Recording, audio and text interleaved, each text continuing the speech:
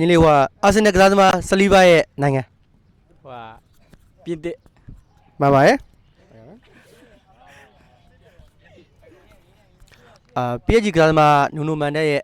နိုင်ငံ ပေါ်တူဂီ မှန်တယ်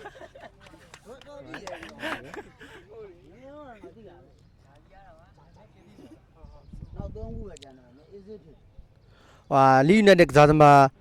ဒန်နီယယ်ဂျိမ်းနိုင်ငံ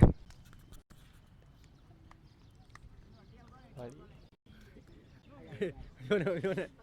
ဉ်းစားကြည့်စဉ်းစားဝါဒီ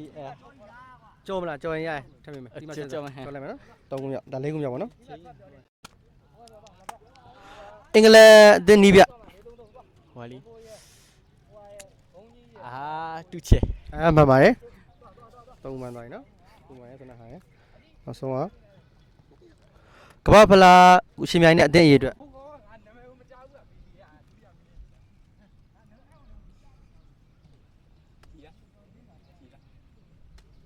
38တင်မဟုတ်သေးဘူးဟုတ်28မဟုတ်မန်တော့မယ်32တင်မှားပါတယ်အဲ့ဆိုတော့